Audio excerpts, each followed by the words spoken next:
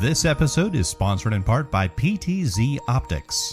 Why hire a camera operator when the control is in your hands? Visit ptzoptics.com for more information.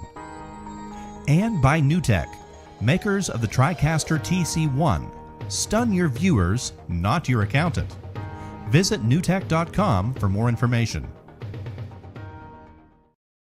Well, another Thursday night is here. Welcome, everybody, to Creators Corner. And we've got a really good guest today. And I kind of want to preface this a little bit here because he is very unique compared to some of you nerds and geeks out there that have been on in the past. We've got Jeff coming on here, Jeff Sorensen. You guys may know him as DJ Switch PDX out there in the Portland area. He's been a DJ and an MC for the Portland Retro Gaming Expo since 2011. So if you guys have been in the gaming space for a while, you know this guy. And he's become a fixture in the Portland gaming community with credits that include Fan Expo Portland, Rose City Comic Con, and recently created the first public lo-fi VGM monthly event. In February of this year, Switch launched a new retro gaming community, the podcast, on YouTube and Spotify, and was honored by local newspapers, Willamette Week, as number 14 on their annual list of reasons to love Portland in 2024. We're going to have Jeff come on here in just a few minutes, guys, because he's got a extensive resume. But I want to let you know we aren't ignoring you. As we do every week, I let you guys know that we want you to ask questions. And if it pertains to what we're talking about, we'll read them. But I always put them up to make sure that you guys are heard, and Jeff can go back and look at them. And if it's something that he just wants to put a comment in. But I like to try to keep it on track and, kind of get the guest to really, be able to tell his story completely, as we always have fun doing it. So we always welcome that. And then at the end, we'll open it up for questions. So, make sure you guys have that. But I really appreciate everybody tuning in. Without further ado, DJ Switch PDX. What's going on, man? Hey, what's up, man? Good to be here. Thanks for having me. Oh, it's great to have you here. The first time on here. And, you and I were just talking a little bit beforehand. This is the first time we've actually, communicated ever.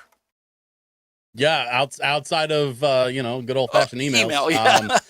Which actually, I'm glad you brought that up, because the reason why I'm here is a dude who's actually in the chat right now. So I got to give a big shout out to Retro Rob, who was a guest on my show through a friend of a friend. And Rob is just one of those dudes in the gaming community that, frankly, we don't deserve. Like, that guy is such an incredible and fantastic human being, and I'm so glad that we were able to make this connect through him. So shout out to Rob, my dude. Good to see you, buddy. Rob is Mr. Community. I mean, if there was going to be a mayor of the retro gaming community, I would vote for Rob. Rob is one of the chillest dudes that are out there. I thoroughly enjoy speaking to him all the time. Yeah, that's easy. He's got my vote for sure. So there you go. There you go. Rob, you're going to have to run for mayor now. Yeah, so we were talking, and he was telling me a little bit about, some of his background. So for those that don't know, and I just kind of read a little bit of your bio, DJing, you're a DJ, you're a gamer, you're a nerd, just like your your hat says, excuse me. How did this get started? Like take us back. Let's go back in time, because people love this. People love hearing the stories. How much time you got? So, and that sounds like a funny question to ask, but really, like, I just turned 40 about 2 weeks ago, and I can take it back to literally my first year on this planet. Here's what happened. 1984, I was born in April. In December of 1984, my father opened a Commodore store. You see, in 80 and 81, he was, as a third-party dealer in the Pacific Northwest, he was the top Apple resale agent in the world. Sure. Apple at the time was getting into what they call educational sales, where My dad jumped on early, and he was selling whole rooms full of Apple IIe's to entire school districts all up and down the Pacific Northwest, Oregon, Washington, Idaho, and western parts of Montana. And so after that level of success and literally getting awards, at one point my dad got a ring from Steve Jobs, and all this before I was born, right? And in the summer of '83, famously, Steve Jobs wheeled the Macintosh out on stage at a event in San Francisco. Right. One of the early Apple keynote events where they introduced the Macintosh for the first time. My father was in the room, and my mother was 2 months pregnant with me. After that happened, the Macintosh didn't do great. There's like multiple movies about it. They fired Steve Jobs, and a guy named John Scully took over all of the operations for Apple. He came over from PepsiCo and took over all the operations for Apple. And one of the first things he did was take a look at the books for Apple and go, well, all of this educational sales, we can just take that in-house. What that meant for third-party dealers like my dad was, thanks very much, we'll take it from here. Yeah, basically, like, see ya. And so, I know a lot of people on the internet like to have the whole Apple versus PC discussion. That's why I left tech. And a lot of people like to have that discussion with me until I tell them that Apple literally screwed my father out of a 7-figure income in the early 80s. And then that sort of ends the discussion. So in December of '84, my dad opened a Commodore store. And in the summer of '85, Commodore announced they were releasing a new device called the Amiga. And the Amiga 2000s were the first of the Amiga line from Commodore. And in that summer of '85, they had all of the Amigas loaded onto trucks ready to go out from the warehouse in Texas. And a truck left, and the foreman comes running down the stairs and goes, hey, wait, stop. We got to stop all these trucks. There's a problem with the product compliance code label on the power supplies, and we have to reprint all those labels before we can ship these out. And the guy down on the shipping floor goes, well, we already had a truck leave. And the foreman goes, well, where did that truck go? And he goes, Oregon. My dad had the only 25 Amiga 2000s in the summer of '85 on the entire West Coast. Wow. And sold all of them for like $2,000 with a monitor, a printer. Like, it was insane, man. And then built a computer store that he ran for the next 32 years. And so I grew up in a family computer store, with a Commodore and an Amiga, and, playing just a ton of Amiga games. I actually played my friends and family members' consoles a little bit, but I didn't actually get my own console until the Sega Genesis, and the Sega Genesis at that point was already a couple years old. So, because I had the Amiga and I was doing a ton of gaming on the Amiga, so that's really where I got my start. It's funny because you're the first one. Now, some of the other guys might have had the same experience, but they didn't admit to it. You and Glenn are probably the only two that I've interviewed so far that have started basically with a Commodore or Amiga and played games on that before you went to the consoles. I mean, I guess technically in today's terminology that they do sell them as as consoles. Like if you go to a retro game store, you can buy an Amiga even though it's a computer. They we got an Amiga as the console. Which one do you want?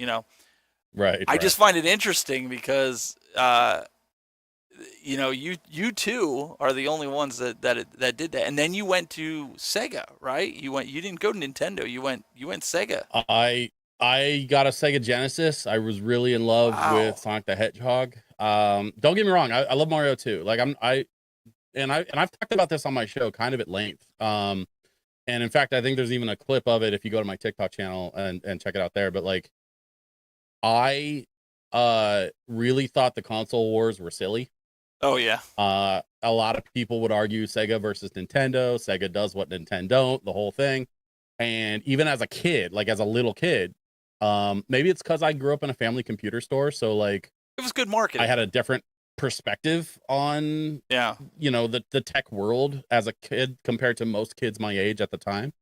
And dude, we're talking like kindergarten, early elementary school, and I already had opinions formed about the tech space because I grew up in it, man. Like I literally had a family store, so like I went with Genesis partly because I really loved the console, but also because I had friends that had Nintendo consoles, and we could get our Mario on, we could get our Mario Kart on, but like none of my friends at the time really had a Genesis, and so I went the Genesis route, and I'm really glad that I did. I loved that console. I still love that console. You have to admit, though, those Mac versus PC commercials that they did, I'm a Mac, I'm a PC, they're great. I mean, regardless if you don't like Apple, and that's fine, because listen, just for the record, I run both. I run Apple and I run Windows, but it's mainly because the machines that I run for broadcasting, I have to run them. But right. Those commercials were gold, man.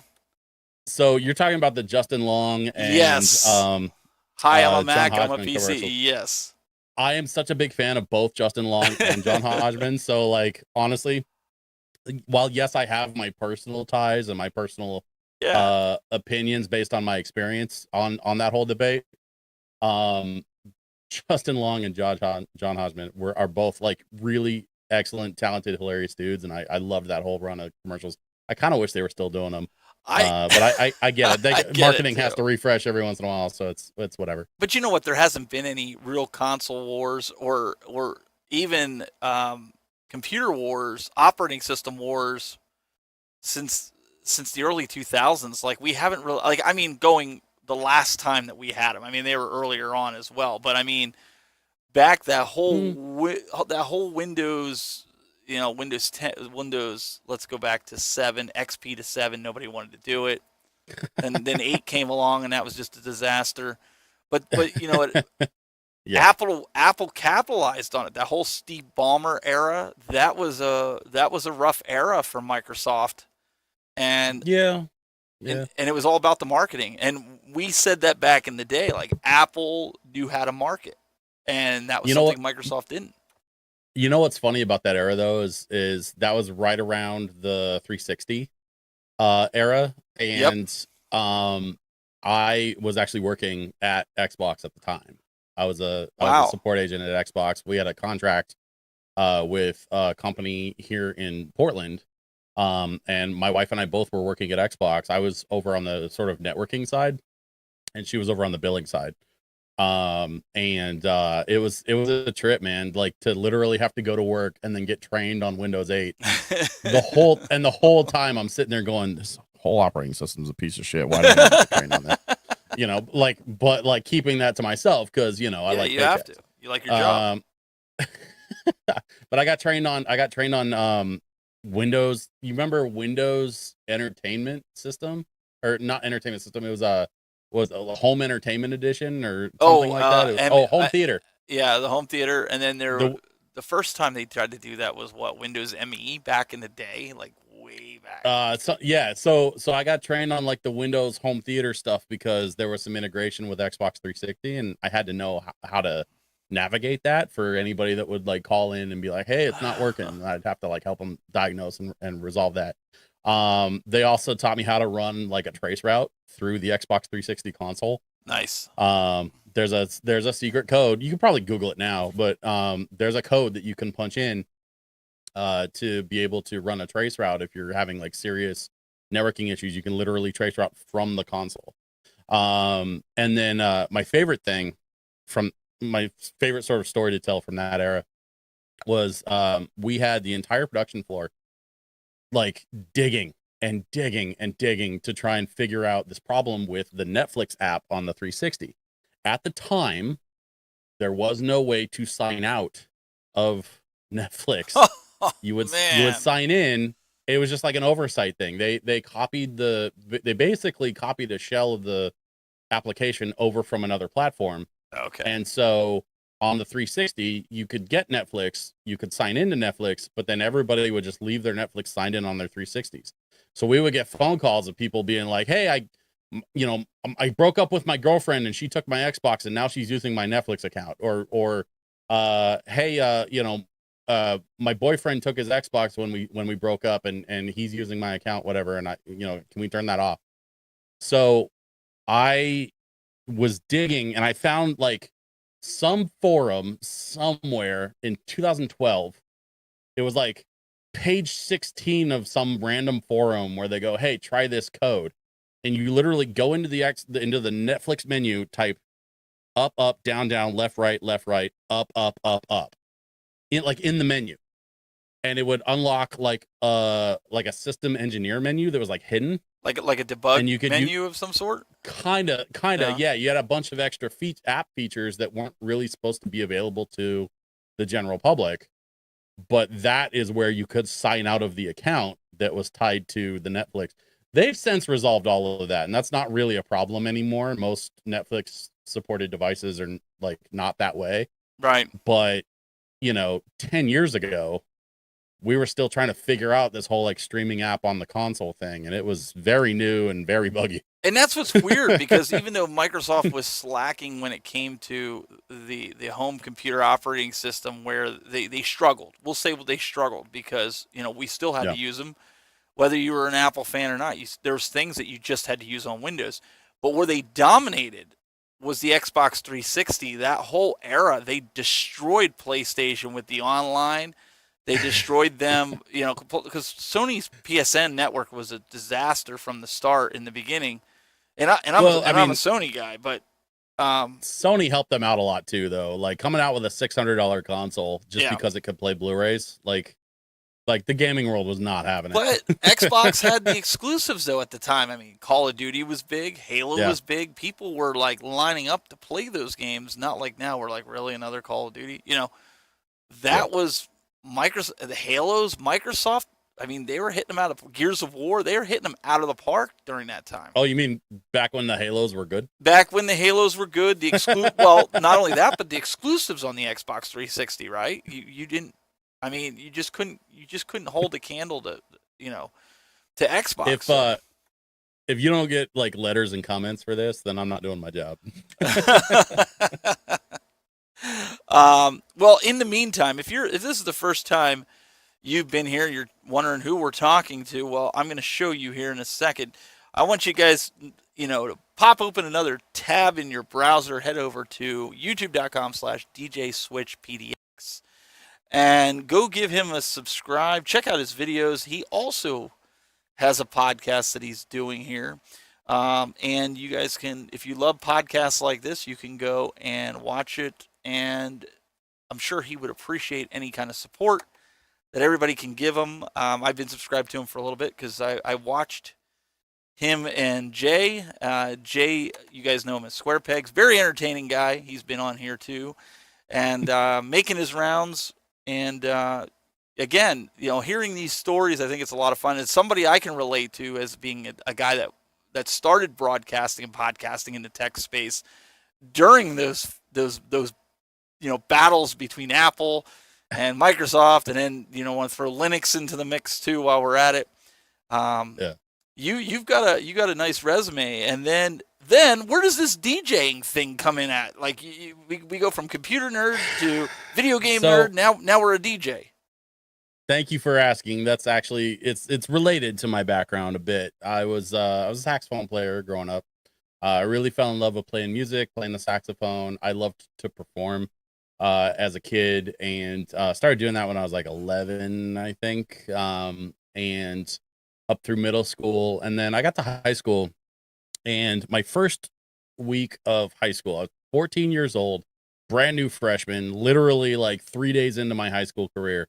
And my band director comes over to me and says, "Hey, you're good with computers, right?" Again, grew up in a family computer store. Like I was the kid that all my mom's friends would be like, "Hey, can you come look at my computer?" Like I was that guy, right?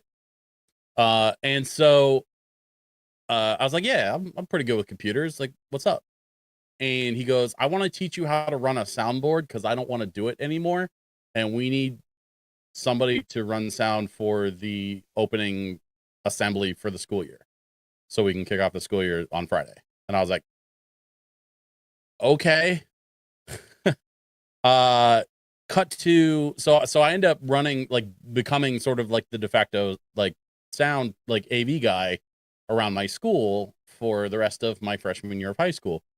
The summer between my freshman and sophomore year of high school, my band director, for honestly reasons that are still not terribly clear to me, but we could probably make some educated guesses, he quit his job. He just was like, I've been here 30 years. I'm done with the nonsense. I'm out. Wow. And so they brought in a dude who was like fresh out of the University of Oregon, who was like, you know, like brand new 26-year-old teacher, and didn't know anything about any of the sound stuff. And so the first week of my sophomore year, like day one of my sophomore year, my principal calls me into the office, and I'm looking at my watch going, I haven't been here that long, man. Like, what did I do? You know? And he sits me down and goes, hey, listen, we don't have anybody, staff or student, that knows anything about that stuff. And we need to have somebody run sound for assemblies and events and stuff around school all year. Can we hire you? Now, I'm 15 years old. Right. And I'm mowing lawns on the weekends. They wanted to hire me for minimum wage, which at the time was like $6.70 an hour, I think. Right. And for like, you know, 4 or 5 hours a month. And I was like, listen, I appreciate the offer, but honestly, I make more than that mowing lawns. Like, yeah, for real. How about you just tell my teachers to let me do what I got to do? I'll do my best not to abuse it. And, you know, basically I negotiated an unlimited hall pass my first day of my sophomore year of high school. And that like jump started my DJ career. From then on, it was like computers plus music. It makes sense. By 17, I was working for what they call a multi-op, which is a DJ company that has multiple DJs going out every weekend, doing multiple bookings, weddings, corporate events, school dances. I kicked off my senior year doing my own school dance, which was interesting. And then I sort of like, you know, just continued on from there. I did the mobile DJing thing for about 10 years. And then in 2008, I left my mobile company at the time and moved into doing nightclubs. Well, that's what I was just gonna stop and interrupt you real quick to ask you about that, because there's different types of DJing, and I did some DJing about 10 years ago. I bought some equipment and stuff. I'll kind of let you finish, but the reason I'm saying I was more of a wedding DJ. I didn't go in there and do the spinning and the you know, the flipping and like a lot of these guys. Was that your? Were you a wedding DJ, or were you an all-around DJ? Like, you did all the, you know, the mixing, the scratching, things like that. I mean, with multi-ops and with like mobile companies, most of their income comes from weddings. And so they really push the weddings. And yeah. So that was a lot of what I did for the first 10 years of my career. Okay. I was opening the dance floor with Celebrate by Kool and the Gang. I was running the goofy games, like, you know, lift one shoe up, you know, hokey pokey, the chicken who does dance. the dishes, or oh my God. Okay. All right. So one of the reasons why I quit being a mobile DJ is because of that song? 10 years of it, I did the math and I figured out that this is not an exaggeration. I actually sat down and worked it out. I have taught the chicken dance to over 10,000 people. Listen, I get it. I mean, I've done weddings where the bride and groom came up to me and said, you had under no circumstance to play the chicken dance. They said, I don't care if my mother comes up and tells you. Well, but I'm just saying. That's how it is now. And Gundam back style, then, that was huge too. Crazy that was like, popular. Oh, it was terrible. And keep in mind too, I started DJing before like Cupid Shuffle came out. Right. That song came out in 2004. I was already like 4 years into my career at that point. So you were probably doing the achy breaky heart stuff back in that day, that era, because that's kind of about when I was. Yeah, the electric slide. The electric slide, was a big one. YMCA. We did have the cha-cha slide in the late 90s. It was Mr. C and the slide. You know. And so like there was some of that kind of stuff. And the thing is, like, even to this day, a lot of those same like 5 tracks get cycled. because people don't feel comfortable dancing when they don't know how to dance. And so the solution to that, when you have a room full of people that don't know how to dance, is give them something they do know how to dance to, which is Cupid Shuffle, Cha-Cha Slide, Electric Slide, etc. I'm just really grateful that the chicken dance isn't really like popular anymore. It was for a long time, and it's the biggest reason why I got out of weddings and moved on to doing like nightclubs and stuff. It was a kind of a bit of a leveling up for me. I went from being a very successful wedding DJ to being a brand new nightclub DJ, but it still felt like a lateral move because I was going from the top of one pile to, the bottom of a much bigger pile. And expound a little bit on that, because I think a lot of people, they don't like, so I respect what a DJ does, because I know what I had to put in there about, you go through, well, because seriously, let's talk about this for a second, because, a bride and groom, and this is why it's so much of a headache and why DJs get out of doing it. Okay. I'm laughing just because I appreciate what you're saying. Well, it's always nice to talk to somebody that's like been there and done it. I tell you, for what you charge. So they'll give you a list of 150 songs of what they want you to mix into your set, right? That's what they want you to mix. And then they'll give you another list of do not play these under any circumstance. And then you get the mother-in-law list, right? Right. So you're sitting there because you obviously want to mix it. You're not going to put Cha-Cha Slide with Lone Stars, Amazed. You're not, so you're going through and you're trying to mix things accordingly with beats per minute, and how can you transition and what's going to sound best for these and this and that, and put it. People don't realize that. They just think they're hiring somebody, and when you charge $800, $900 to come in and do a wedding, they just think, well, all he's got to do is play songs. Right. Plus MC it. Yeah. They want an iPod. Is what that 100%. That's not a DJ. Yeah, and that's the thing that I think a lot of people maybe disconnect when they realize, like when they don't realize what they're actually doing is they're hiring an entertainer, they're hiring a professional.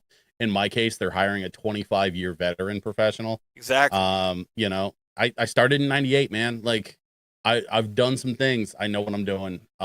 So like when I have clients that I stopped doing weddings a while ago because I would get those clients that would send me 150 songs and be like, play these. And I'm like, no,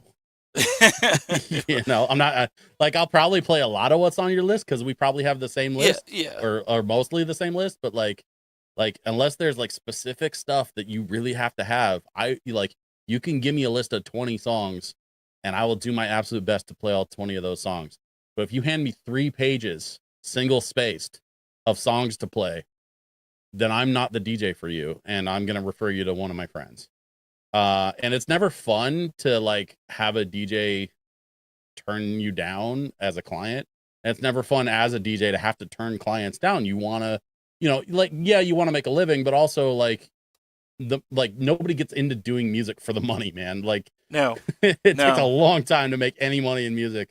And even then it's with a big asterisk, right? So it's never fun to turn a client down, but I got to a certain point in my career where it was more beneficial for me to turn certain gigs down, because I could pursue other opportunities that were going to be a lot more fulfilling for me as a entertainment professional, but also work a lot better with the brand I was trying to establish. And that's how I ended up at the Retro Gaming Expo and doing some of the other events that I've done that you mentioned at the top of the show in my bio. Yeah, because I don't think, again, like you said, people want an iPod. They don't realize the licensing monthly dues that you have to pay in for the licensing for the people just think that you're going on iTunes and you're buying the songs that you don't have that they want you to play. No, you have to buy then you have to get insurance on your equipment, because then you're going to get that drunk photographer that's going to come up and set their drink down on your equipment. Okay, I don't know how many times my wife told the photographer to get her food and her drink off the speakers, off the equipment. Okay, people don't see that stuff. There was a 5-star hotel in Portland that I got hired to do like a reunion event. And I was like, in my head, I was like, okay, it's not a wedding. I could do a reunion. It sounds fun. A lot of older folks. It'll be pretty smooth, and they probably won't dance too much, which is fine. I don't mind being background music as long as it's like a good vibe and fun, And then I'll take my little paycheck and go home. And I'm not above those kind of gigs. If if they're, you know, worth it for me. Right. But then it's at this 5-star hotel, and the hotel coordinator wants to get a hold of me. And so I give them my information and they pass it along to her. And then I get a phone call from the hotel coordinator saying, hey, by the way, we're not going to let you set foot in here without $1.5 million insurance policy on our stuff. Never mind insuring my stuff. I got to insure their stuff too. And so that cut my rate by about 1/3. And I learned the hard way that all of that insurance stuff needs to be handled up front before I can set a price. Because under no circumstances should I have had to foot the bill for that. That's on the client. 100%. And that time I didn't like. Well, elaborate for those that don't know. Like when you say you had to have it on their stuff, their speakers that they had in house that you were connecting to besides your stuff. No, the room. Oh, the room itself. The literal room. They made me take out $1.5 million. I've never heard of that. Really? Well, what happened was I looked into this after the fact. Apparently, a couple of years prior, they had a DJ that was moving some speakers into the room or something, and he bumped like one of their sprinklers. I guess I could see that then. Just ended up doing a lot of damage to everything from the tables and chairs to the flooring to the walls. Everything had to be redone.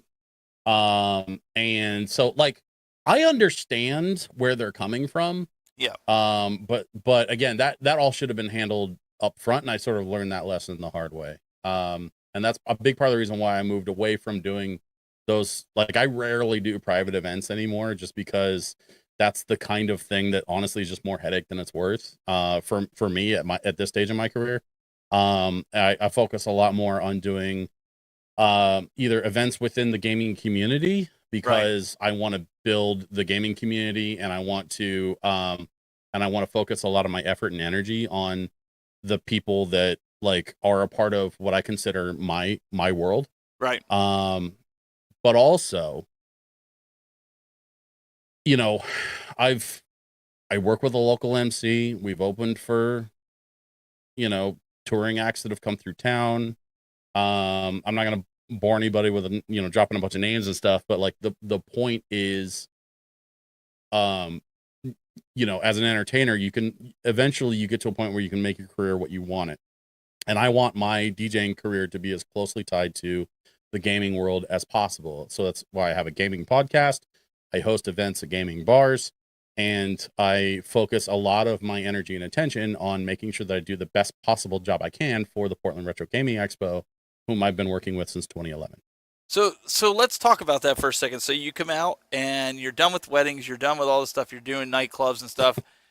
You're a gamer at heart. You all of a sudden decide, I mean, they didn't just call you up one day, like you had to, fill out an application, or did they see you in a place? No. Or did you just decide, hey, well, now I want to do conventions. I don't want to do balls. I don't want to do, retirement gigs. I want to go out, and I want to mix the two passions together. That's, it's funny. That is kind of actually how it happened. They called me. So okay, well, there you go. So here's how all that happened. I started my first podcast in 2009. It was a gaming and geek culture podcast that was built around a team of journalism majors like myself that I had gone to school with. So a lot of my journalism friends and I got together and formed my first podcast in 2009, based on a column that I was writing for my newspaper. So I actually started as a gaming journalist in 2005. So I had a written column for a couple of years. Then in 2009, I started my first podcast.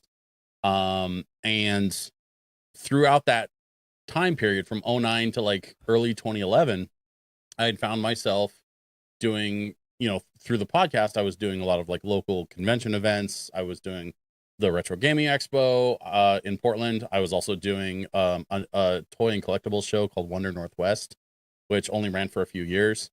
I was also doing Rose City Comic Con, panels and things like that. And so my podcast really kind of like opened a lot of those kind of doors for me. And then the guy who started Wonder Northwest had this idea of doing a sort of more high-end shopping experience for the collectibles market, not just retro games, but like toys, posters, you know, all that, like basically anything collectible, like in that world. Like it was a very nerdy, collectible oriented event. And so so I got invited to play for Wonder Northwest as one of several DJs that were on the rotation that weekend. And so Wonder Northwest happened in, like, I want to say it was like March of 2011, somewhere around there.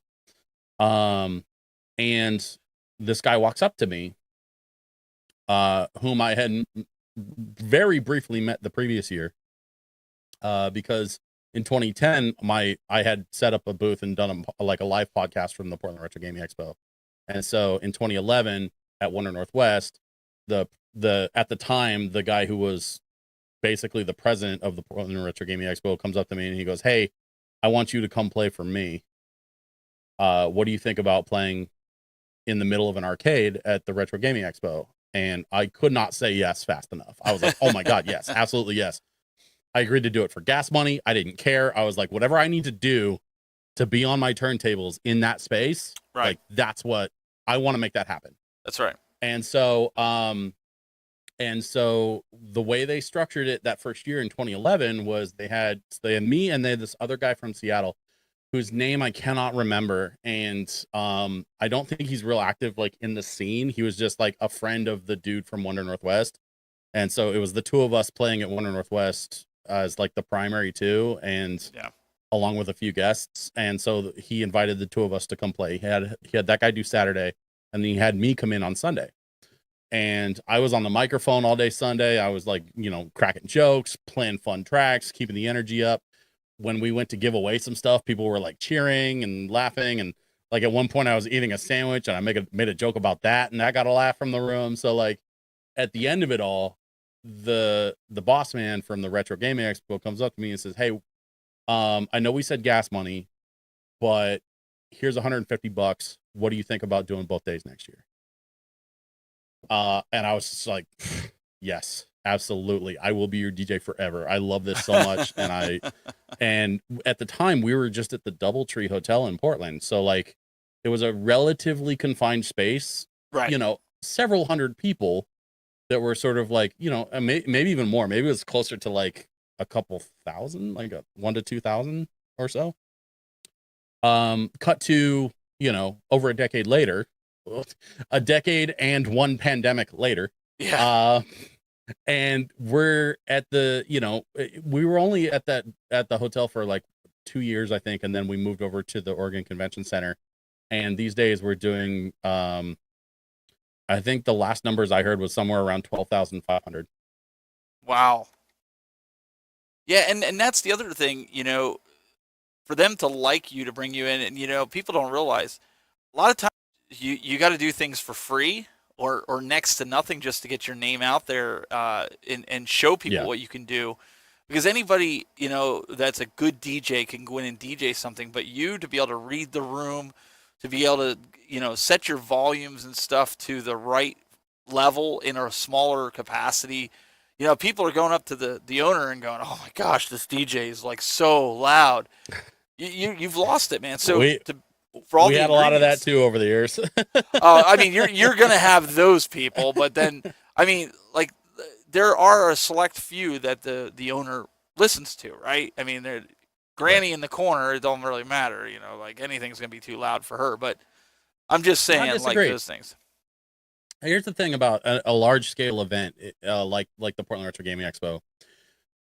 We are so big, and we are trying really hard to keep the whole thing family friendly. And so what ends up happening is you have a lot of older folks that are, you know, have maybe sensitive ears or aren't used to the music or aren't interested in the music. And then you have a lot of like really, really young kids, like stroller young, that are, you know, very sensitive to the hearing and have to, like, you know, cover their ears when they walk by the DJ booth and stuff. And I don't get offended by that. Like, it just sort of is what it is.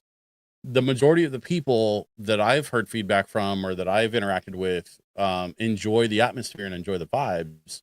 But one of the, like, for example, one of the things that we've done differently over the years is that we used to have like there was a couple of years there where we had a big sound system at one end of the hall and we were just blasting the rest of the hall from one end to the other. Oh, wow. But the reality of that was that it was super loud on one end and no one could hear it at the other end, even though like we were blowing everybody's ears out. Right. So that didn't work. And so then we tried patching into the overhead system in the hall, which was not made for music. It's a terrible, terrible sound system.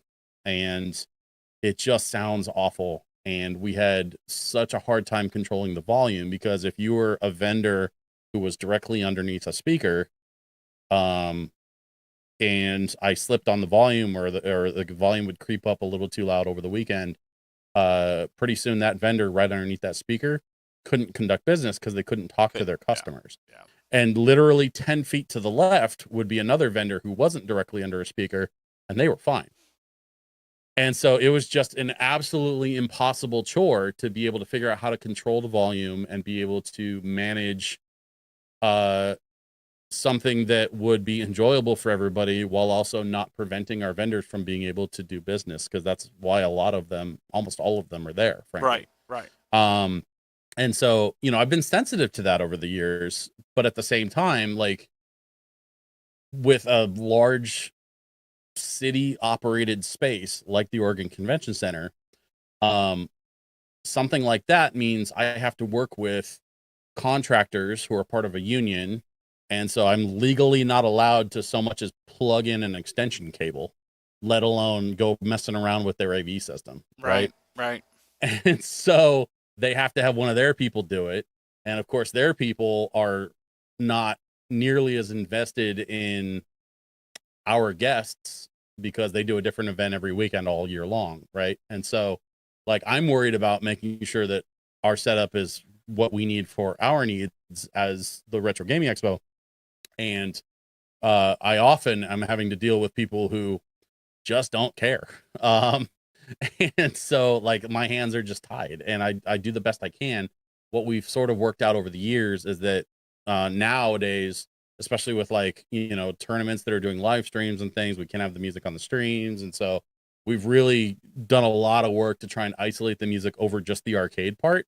So it's, you know, it's fun, it's lively, it's a lot of energy over the arcade part, but then the vendor people can still conduct business, sell stuff, whatever they need to do on the vendor side. And then they also, you know, the live streamers, like, you know, like the Classic Tetris World Championship. Yeah. We've hosted the Classic Tetris World Championship every year for a lot of years. I don't remember exactly how many, but it's been a while. We've been working with those guys. And they can't have the music on their live stream. And so we try really hard to figure out a way to like coexist with those folks. Cause like as a content creator, I completely understand why they don't want the music on their thing, but also as a DJ, like I understand their plight, the plight of the content creator, but I also have a job to do. And I have, you know, and I'm not worried. I can't worry about the people online because I'm worried about the people offline, making sure that the people who are physically there in the room are having a good time too. But from the other side of that, I could tell you, like from the like I was at a guest at Cleveland last year, Cleveland Gaming Expo in Pittsburgh, and some of them, like well, in Cleveland's case, they had music bumping all the time, and it's like, well, you guys want me to interview all these people, do panels, and host it. YouTube knocked me down like 2 or 3 times, and it's like, we can't control that. They got a job to do. I got a job to do, you know, in that aspect of it, right? But then you got the bands coming in, and they're kind of looking at you funny because you're like, well, I need you to sign this. So, like, when YouTube knocks me down because I'm playing, like, your stuff is being heard through it, I can, you know, fight them on it so my channel doesn't get down. So it's a really tricky position to be in for both sides. And and the thing that I think a lot of the creators and streamers maybe don't understand about me is that I'm also a creator and I very much understand where they're coming from. And that's what's good. But if I have to prioritize between an online audience or an offline audience, that offline audience has to take the priority every single time. Sure, because that's what you're hired for. Well, it's not just what I'm hired for. It's also what I've come to learn through a decade of experience. Like I said, I came on with Portland Retro Gaming Expo in 2011. It is now 2024. Right. And I'm still there, and in fact, not only am I still there, but I now have a podcast that I'm doing as a limited partnership with the Portland Retro Gaming Expo. Like, I'm more involved and invested in the Portland Retro Gaming Expo than I ever have been.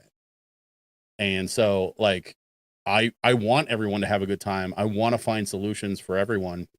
But at the same time, if a choice needs to be made, I'm going to choose the people who are physically in the room. Agreed. Over the people who are online every single time. And that's just, unfortunately, the way it has to be. This isn't the Portland Retro Streaming Expo. No, right. You know, Yeah, it's just, streaming is a great feature of what we offer, but it's the people in the room have to take precedence. No, that makes sense, because I mean, it's what you're there to entertain them. They paid for a ticket to come in. You know, Exactly. They're trying to get their money's worth. So no, I totally get it. From the content creation side, you know, a lot of these guys, you know, hey, you're coming in at your own free will, unless you've worked out a deal or something with the convention and things like that. And then, you know, we've just learned to work around it, and that's what you have to do. You can't be afraid to work around it. And Retro Rob in the chat room talking about a lot of high hopes he has. I can't wait to meet Rob in person. He's such a sweet dude, and he's like really committed to trying to come out to Portland this next year, which is going to be honestly amazing. I'm so looking forward to the Portland Retro Gaming Expo this year. We moved the date a little bit. It's going to be the last weekend of September. Normally we would do it in October. One year we tried to do it in August, and it was a little bit of a weird situation because of some other events that happened around that time. But the last weekend of September this year is kind of a good space because it's far enough away from PAX in Seattle. It's far enough away from the Rose City Comic-Con that, like, you know, people aren't going to be completely burned out, and hopefully they're going to be excited to join us for the Retro Gaming Expo this year. Yeah, for on the West Coast side. So that's pretty cool. Yeah. So you've been doing all this. You've been doing the DJing for the Portland Gaming Expo, and you're doing nightclubs. You mentioned earlier, you know, if it's a Saturday night or something. Yeah. So what are you doing now? Where are we at presently? What's going on with with you? Are you doing more like on stream? So we're going back to the live streaming. Are you live streaming DJ now, or what are you doing? Well, right now I am. I'm on this show. Yeah, but I'm pumped. No, I have a. So right now I've got a couple of things going on. I've got a podcast that you already showed off a little bit on the YouTube channel. It's called Pick Up and Play. It's available on YouTube. It's also available on Spotify if anybody wants to do the audio thing. But I produce that. I'm trying to keep up about once a week. There was a week there where I got sick and I had some things kind of fall apart, and I just kind of decided, you know what, I'm just going to take a week off. I want to push it. But this last week, I produce, I release my shows on Fridays. And this last weekend, for example, I had an interview with a friend of mine who recently became the president of the board for an event called MagFest, the music and gaming festival. I've heard of that. Yeah. It's the biggest like music and gaming event in the country. It's kind of like the Woodstock for anybody who's like a nerdy musician that makes songs in like the nerdcore hip hop space or makes geeky rock.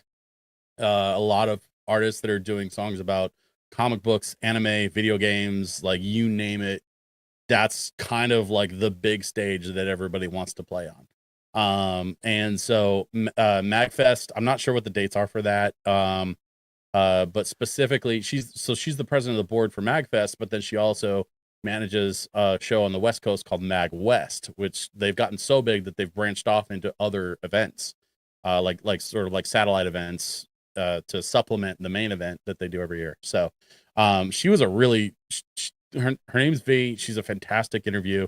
Strongly recommend checking out that episode if you get a chance.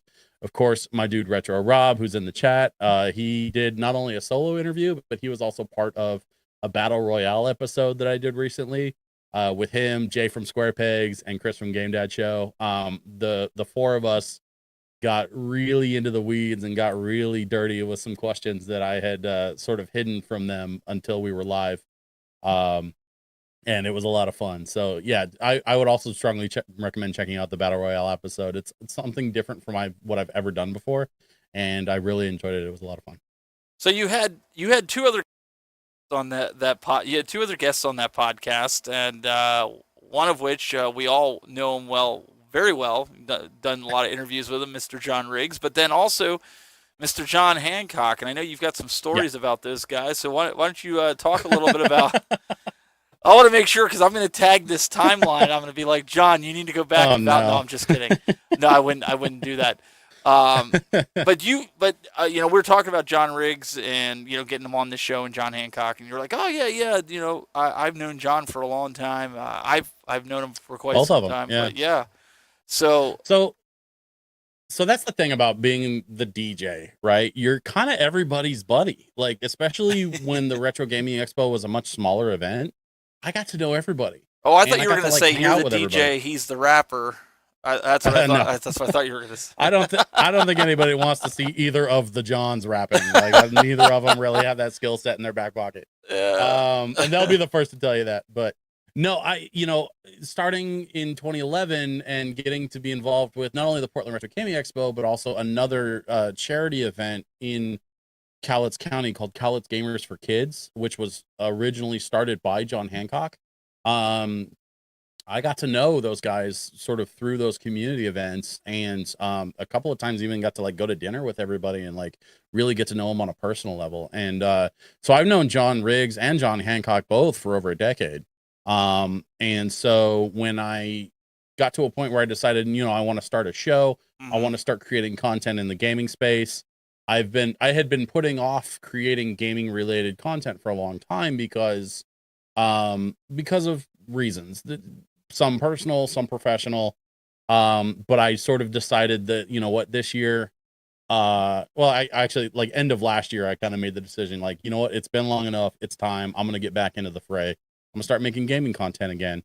And I started with this idea of doing a podcast in order to engage our community the other 11 months out of the year. Because like Portland Retro Gaming Expo happens once a year, and there are other events, other gaming events like the SideQuest Expo, for example, that happens in the spring.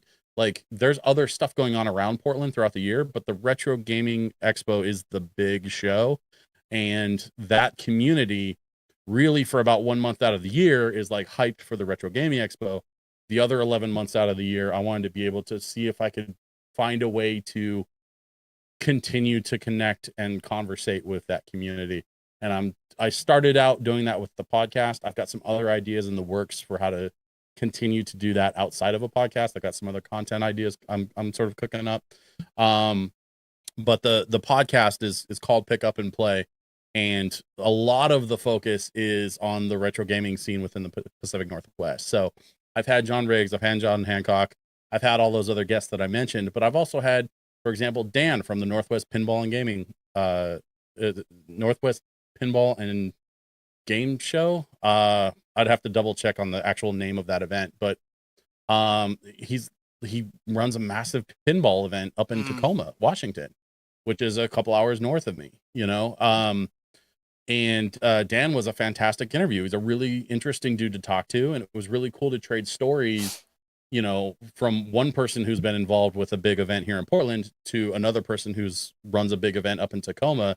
And we would talk about all these crazy stories, you know, like running events and the kind of weird, interesting challenges that you never think about going into that stuff.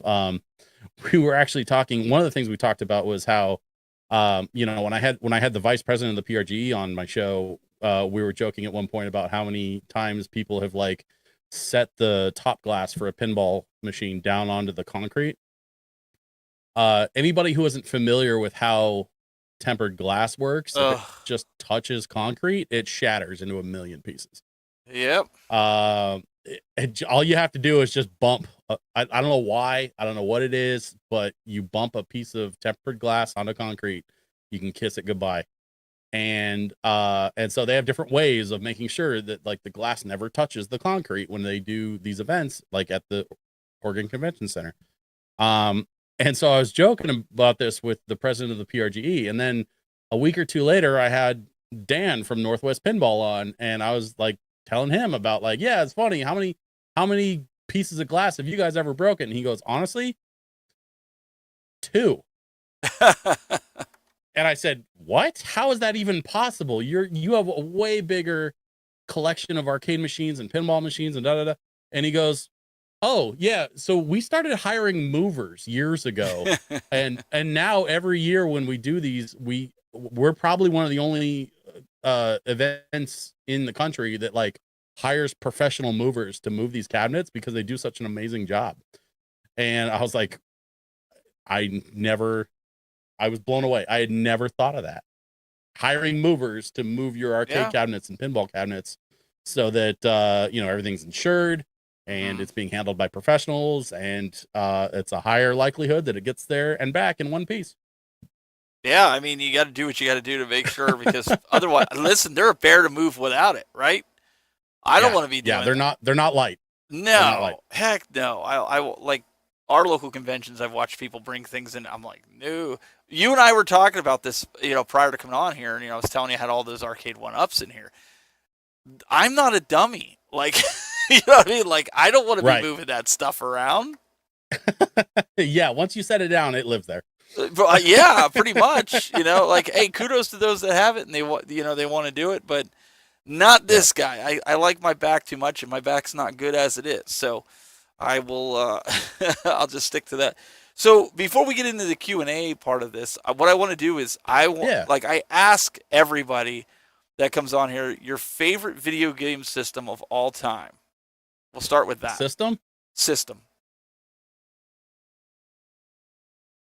The Switch. Obviously, DJ Switch right now. not just because they named it after me. But because truly, like, I've had more deep, meaningful gaming experiences on the Switch than I think I've ever had on any other platform, including PC. Not to say that those deep, meaningful experiences don't exist on those other platforms. God knows you can play anything under the sun on the PC if you try hard enough. Right. But in reality, I think that Nintendo is probably my favorite console manufacturer of all time, just because of their philosophy. Where other console manufacturers usually take on the attitude of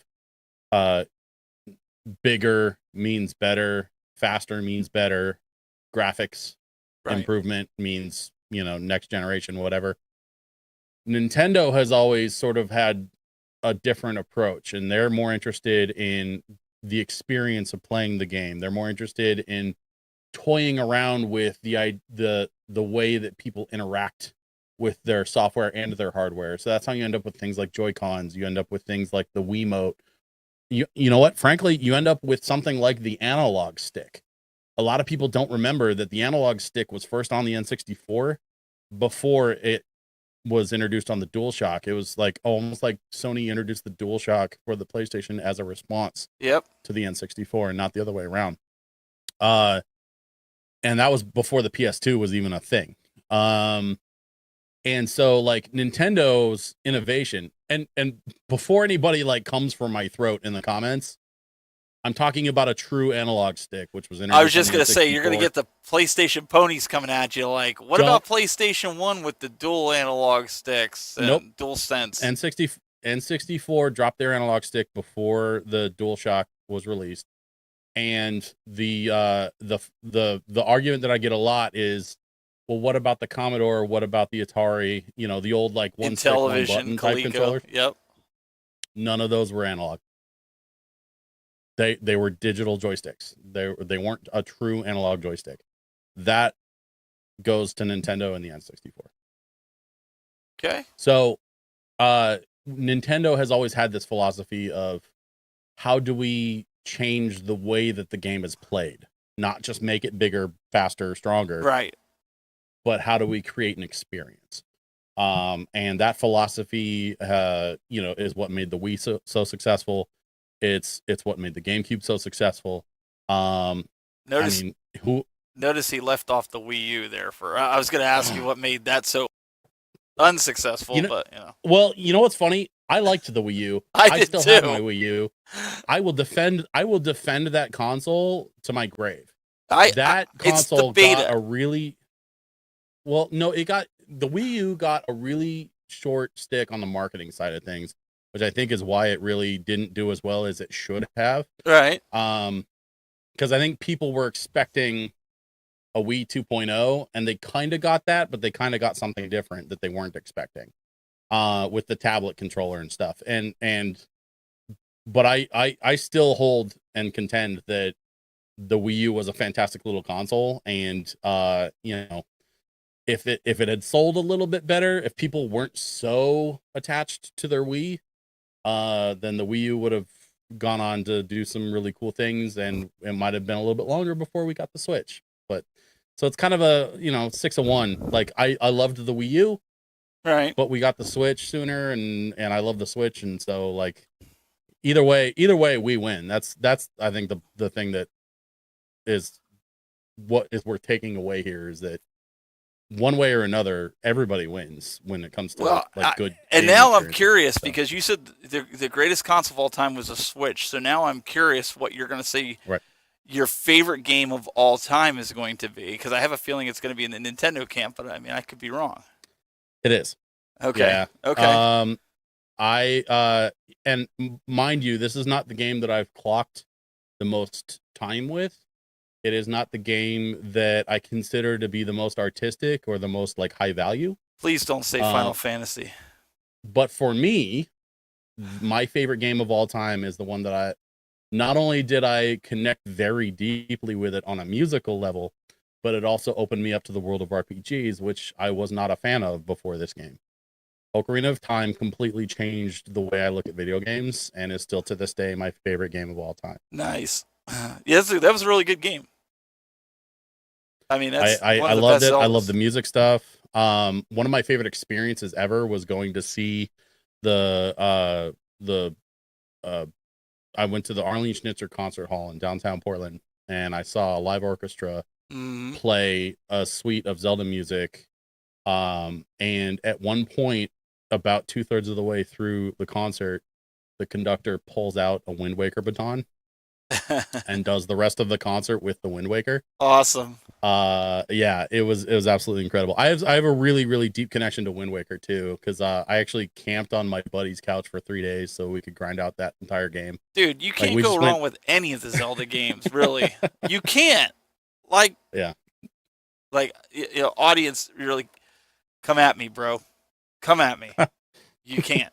But here's the thing. Before the Zelda stuff, for me, it was a lot of like NBA Jam. It was a lot of X-Men on the Genesis. It was a lot of Sonic the Hedgehog, Super Mario Kart. Like, I actually, Jay from Square Pegs and I got into it about NHL back in the day, because we're both hockey fans. And 96 was the best one of all. You're close. It's actually 97. Because 97 was the year that I won state. Wait, and then was 96 the one with? Was 96 the one with the Devils on it, or was that the Florida Panthers was 97?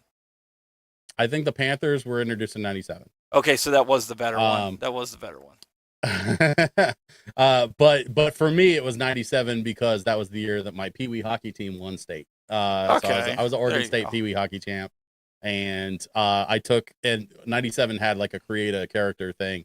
Yeah. So I replaced the entire Mighty Ducks roster with like my real life team. That's awesome. Because we were called the Mighty Ducks. Like our local house team was called the Mighty Ducks. So I like legitimately at 12, 13 years old played on a team called the Mighty Ducks, and we won state. Like we were living the movie, man. It was intense. And I am very proud to tell the world that I peaked in my sports career at 13 years old. Like, wow. It was all downhill from there. All right, one last question before we get to the actual questions here, because Retro Rob's ready to fight me in the chat room. No, I'm just kidding. He's saying 94 was the better one. 94 on the Sega CD, 95 on the regular systems. But that's debatable. That's for that's for anybody. But you said the best system of all time, the best game of all time. What would you deem the worst game of all time?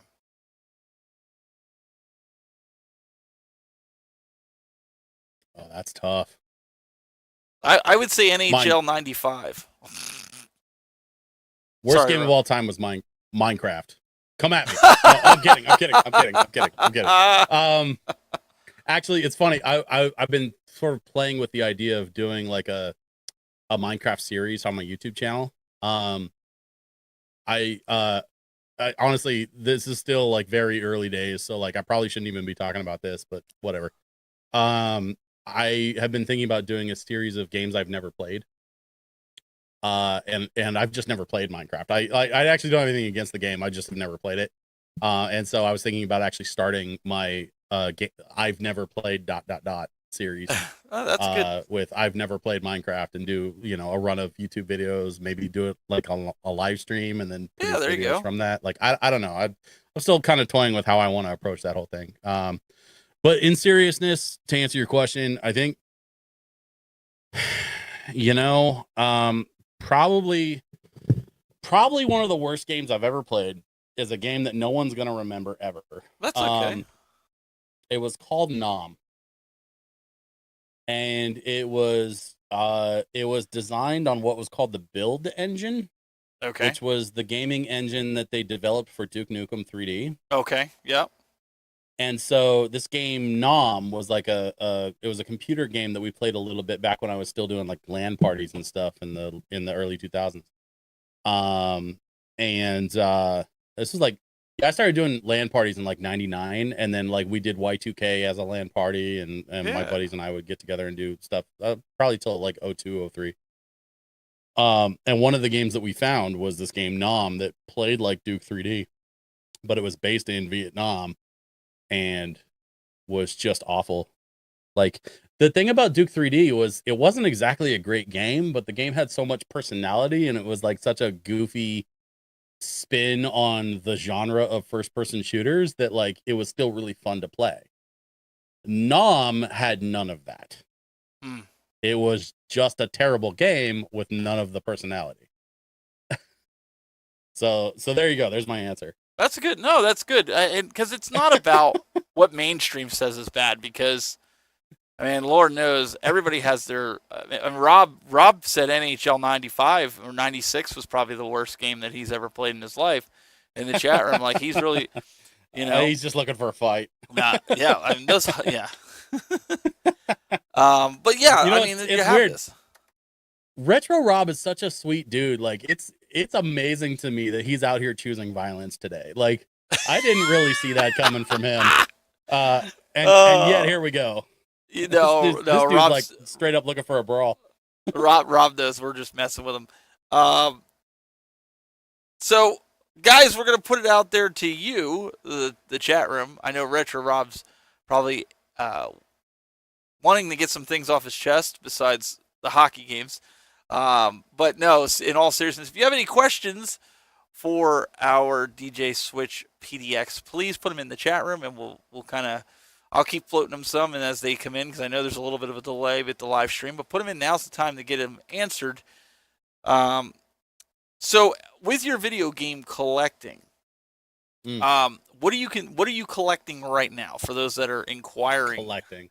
Yeah, we'll say it. We'll say it loosely because listen. There's a lot of collectors, and we'll say it like this: there's a lot of collectors that just collect certain games from certain systems. They don't necessarily like 20 or 30 games from each system. It might only be 2 or 3 games from each system, but maybe it's only one system. You're still a collector, right? So what system do you have the most games for right now? What are you what we'll say collecting? What are you collecting for, if any? Sorry, I just saw some of the questions in the chat, and I'm just like, yeah, don't pay. Listen, there's some fun stuff closet, there. But, what the heck? As for your question, the stuff that I'm collecting primarily is just like stuff that I enjoy or stuff from my childhood. The way that I approach collecting personally, as someone who like, you know, works in music and doesn't make a ton of money, right? Because the reality is, you know, for about 3 years, give or take, I couldn't play gigs anywhere. And so I had to work in the tech space and kind of get like a day job because March of 2020 put an end to my 20-year DJ career, like in the span of about 45 minutes. Right. Right. And that's another story for another time. But you know, over the course of the last several years, I've spent probably somewhere in the neighborhood of $25,000 to $30,000 on DJ equipment. Now, if I hadn't done that, I wouldn't have the flexibility and availability to be able to take on some of the gigs that I do now, which is really to the benefit of not only myself, but all of my clients, up to and including the Portland Retro Gaming Expo. There's stuff I can do now for the expo that I couldn't do 5 years ago because I just didn't have the equipment to do it. Now I do. But the trade-off is that that's 25 to 30 grand that I didn't get to spend on my gaming collection or my record collection, which, you see the records behind me. That. Like, yeah. So this is minus about, well, here, let me, so you see the holes in my shelves. Yeah.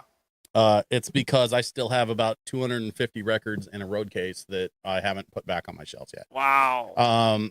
And so, like, between the equipment, the records, and then you can probably tell over my head, I've got a bit of a Lego habit. So, you got to kind of like decide how much you want to commit to each hobby. Right. And in some cases, like with DJing, it's like not really a hobby at this point. I've been doing it for 25 years. I've played with like Grammy winning artists. My MC just got accepted into the Recording Academy, and he's now a voting member for the Grammys. So like I have a whole ass music career that is no longer a hobby for me. And it's very expensive. And so for me, I play what games I can pick up, what games I can that I think I'm going to enjoy.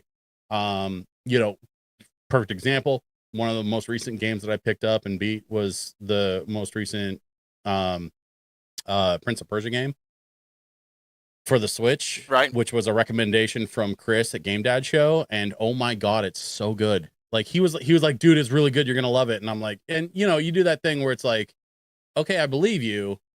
But like maybe you're overselling it a little bit, but I'm going to go ahead and pick it up anyway, just because whatever. And I was looking for something to play. He was underselling it. It really is that good. Wow. I was thoroughly blown away by how good the new Prince of Persia game is on the Switch. And so that's one of my most recent pickups. All of that is to say this. The way that I approach collecting is twofold. One, part of the reason I got involved with the Retro Gaming Expo in the first place, and part of the reason why I was excited to come on as the DJ for the event, is because I don't have the money or the bandwidth or frankly the space in my home for some of these collections of guys like Hancock or Riggs or whoever. I don't have that in me. And I'm a little envious of the guys that do, which includes most of the guys that we've talked about. So like for me, it's more, I'm going to continue to collect a few things that I had as a child. Yeah. Of course, a lot of them are popular and expensive now, which sucks, but it is what it is. It is what it is. But then I'm also going to continue to sort of like collect from a almost like an autobiographical standpoint. So for me, it's not about collecting whole systems. It's about what games did I either have or enjoy as a kid that I want to own copies of. And so I still have most of my PS2 games, most of my 360 games. Yeah. But that's the beauty of it. You collect the way you want to collect. It doesn't have to be the stereotypical, let's fill a room until you can't move in it with video games. You collect the way you want to collect. So I love my collection because it's me and it's mine and it's what I played on whatever, insert system here. And so if you ever seen the movie High Fidelity, my collection is autobiographical. It's not about alphabetical. It's not about being a completionist. I've got plenty of friends that are doing that. And frankly, at this point, there's like museums and stuff that are doing that too. So like no one's relying on me to like save video gaming. Right. It's video gaming is fine. And I can just play what I like and that's do all what you I gotta do. So Johnny Graphics in the chat room wants to know, what hat is your favorite hat? This one. This one, then for those listening on the podcast, you'd have to see it says nerd, and it looks like in Lego. Nerd DJ in Lego, right? I've got nerd on top. I've got DJ on the brim. the whole thing is technically it's like not Lego brand. It's a different Right, brand, okay. but it's like it's brick. It's like brick compatible. So They're it's DJ for all bricks. intents and purposes, it's basically Lego. Okay. So yeah, and I've had this hat say different things and do different things and stuff or whatever, but yeah, this is my favorite hat, hands down. I have actually. Oh, he's looking for something, grabbing something, looks like. For those listening, if it got quiet, we didn't disconnect. Yeah, sorry. I'm just I No, just you're want to good. grab this real quick because it's right here. So this is another one of my favorite hats. Obviously, like we talked about me being Oh, that's cool. a Sega kid. This Sonic the Hedgehog hat is like hands down one of my favorites. But it became truly special to me when I got this pin, which is from our friend John Hancock. It says Northwest Video Game Museum. Nice. This was a pin that he had made when he first formed his board for the museum that he's trying to find a home for. Nice. And so I was wearing this hat at the Retro Gaming Expo in 2022 when John Hancock walked up to me and handed me that pin. I stuck that pin to my hat and it has lived there ever since. Nice. So this is not just, Sonic the Hedgehog, which I love Sonic and I'm very much a Sonic kid, but also, now that I've got my Northwest Video Game Museum pin on there, like this hat is now very special to me. That's sweet. Retro Rob wants to know, what's the most interesting place that you've ever DJ'd? Come on, Rob. The Portland Retro Gaming Expo. Like, it's not even close. Outside of that, I've played some interesting places. I once actually twice now I've had the opportunity to play a set at the Oregon Museum of Science and Industry, which recently was named like one of the best museums in the world. And it's right here in Portland. They have a specific space called the Turbine Room where they have a giant industrial turbine from like the turn of the like 19th, 20th century. So it was cool to like set up in an actual like science museum and be able to play a couple sets there. Some of the other kind of like interesting places that I played. So at 17 years old, I got to play on stage at Disneyland. Oh, wow. Cool. So my band program in high school, we saved up money for like 2 years and we took a bus down to Anaheim from Portland. So we drove like overnight, set ourselves up in a hotel for a few days. And like the second day we were there, they had us play on stage, as part of like school, some kind of like program thing that we were like signed up for. And so the whole bus ride down, I was like, I had my saxophone with me and I was trying to pull it out every time we took a rest stop or something so I could try to work out on my horn. But otherwise I had to like sit there with a notebook and a pencil and try to work out the notes for When You Wish Upon a Star so that I could work that riff into my improvised solo that was going to be coming up as part of our set. And I pulled it off. I got to play When You Wish Upon a Star as part of my jazz set that I played on stage at Disneyland. So that was another one of my like favorite stories I've ever got to do. I've opened for Sir Mix-a-Lot. That was super fun. I've opened for Bubba Sparks. I've opened for Master Ace. I met Weird Al. I've done some pretty cool stuff. Like, 25 years in music, like it doesn't come without a few stories. Nice.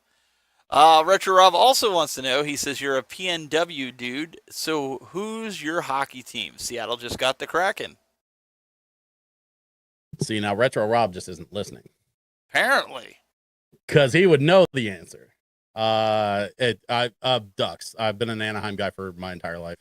Win or lose, I'm proud of my Ducks. And they're the only hockey team that I really pay any kind of attention anymore. They're the only hockey team that I follow on Facebook. Back in the day, I loved watching the Avalanche. I loved watching the Red Wings. I loved watching the Flyers. I loved watching the Canucks. But Anaheim Ducks have always been my team. And even though I kind of wish they'd go back to some of the old branding stuff, the old, agreed. Purple and teal. I miss those days, but back in the days of Timu Solani. Yeah. Solani, Back in the good Korea. day. You had Guy Bear in the net. Like that. Yeah, that was my era, man. Right. But it's cool. They're still my team. They won the cup in 04. Yep. Which NHL 2004, because the Ducks won the cup that year, NHL 2004 became one of my favorite games on the GameCube. So I'm very much a Ducks guy. Game Closet wants to know, as an audiophile, you must have a pretty decent music collection. What is your holy grail piece? Not in value, it's just your favorite acquisition. Great question, Scott.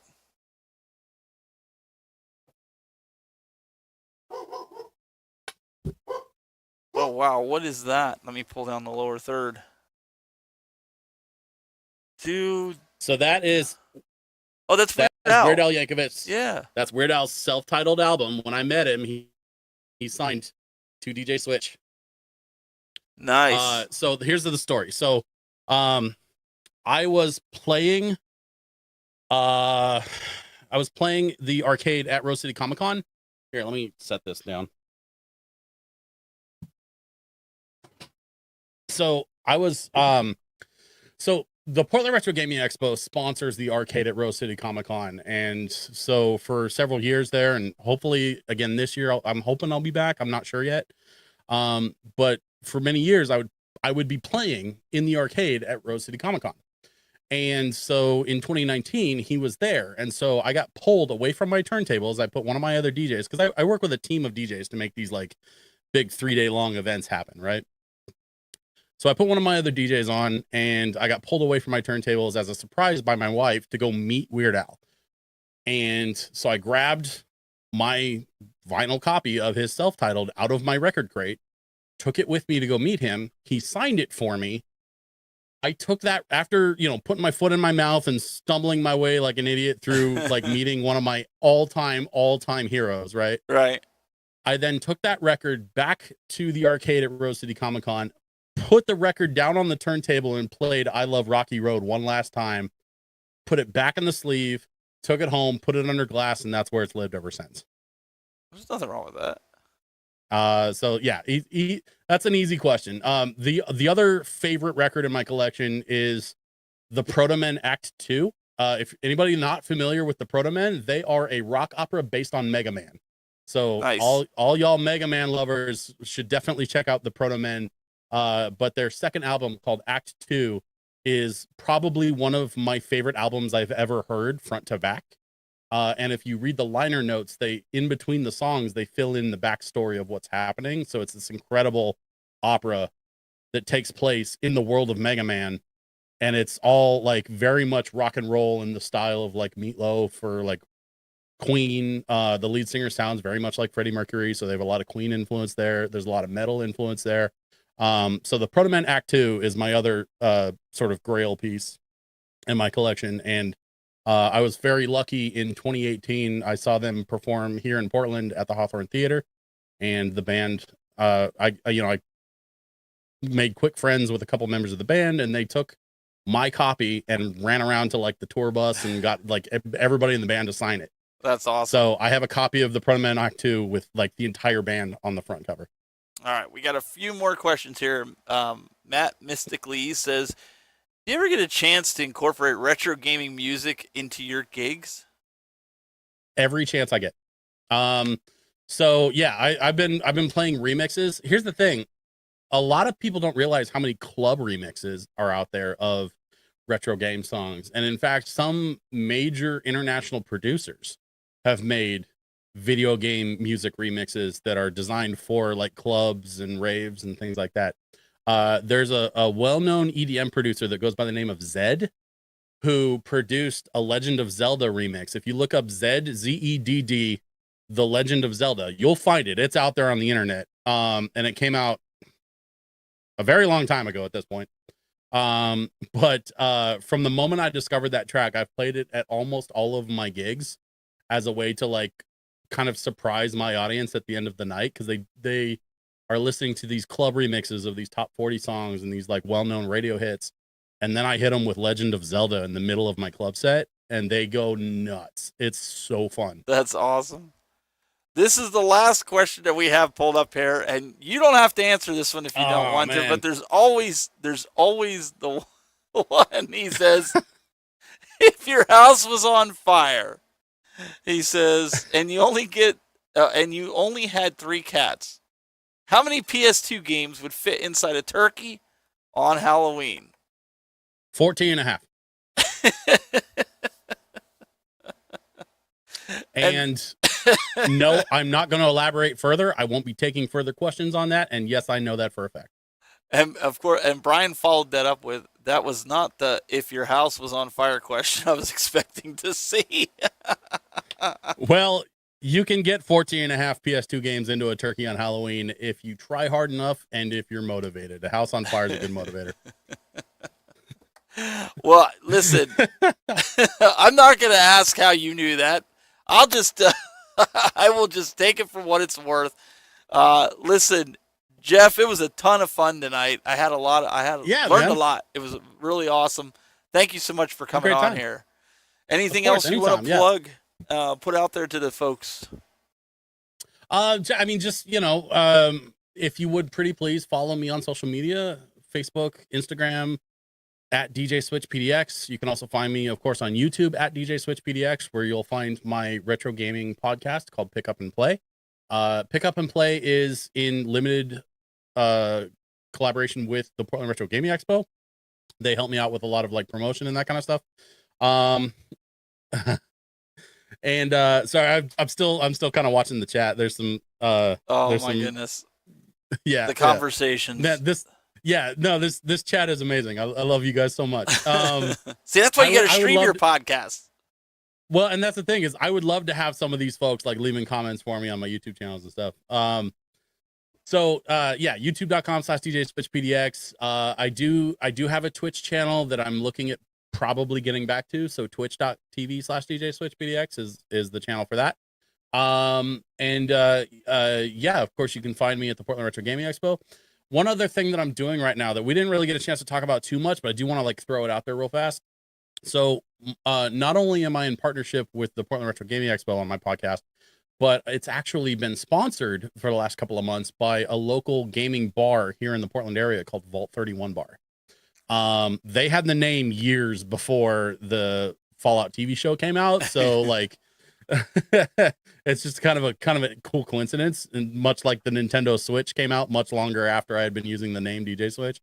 But Vault 31 Bar and I have also been collaborating on a monthly lo-fi VGM night. And so anybody over the last few years that has gotten into like lo-fi music to listen to when you're like trying to chill or relax or whatever, I've been collaborating with Vault 31, and I've been sponsored by a record label called Curaga Records that produces a lot of really cool lo-fi and jazzy VGM remixes. So anybody who loves video game music that wants to check out some really, really cool sort of like jazzy, like fun takes on video game music, definitely check out Curaga Records, Curaga Records. It's my buddy Rob that runs that. Different Rob, not Retro Rob, but another guy named Rob that I know that runs Curaga Records, and he has done a lot of work to make sure all the songs are fully licensed. Everything is on the legal up and up, and they have all of the rights necessary to be able to sell some really, really cool records. And they release stuff on vinyl, they release stuff on cassette, and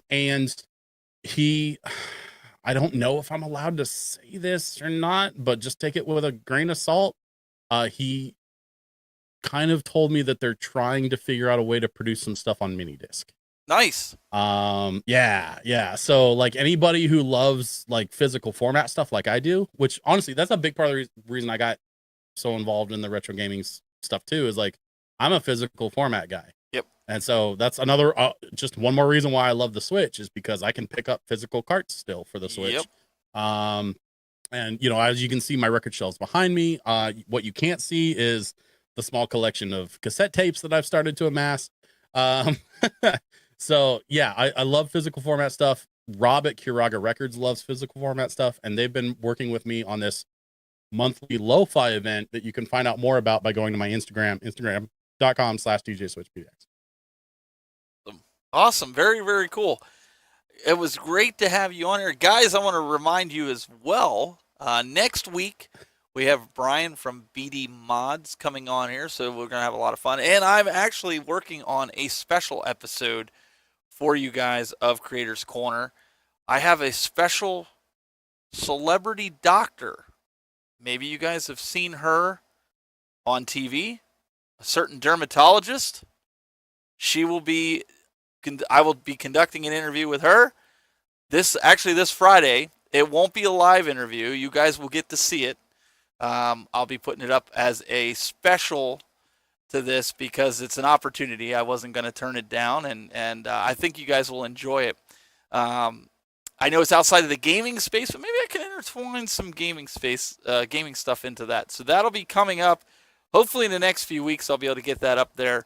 But like I said, we're going to have a lot of fun. And like I said, we had a lot of fun tonight. I really appreciate all these guys. They come out every week. They heckle us in the chat room. They have a good time.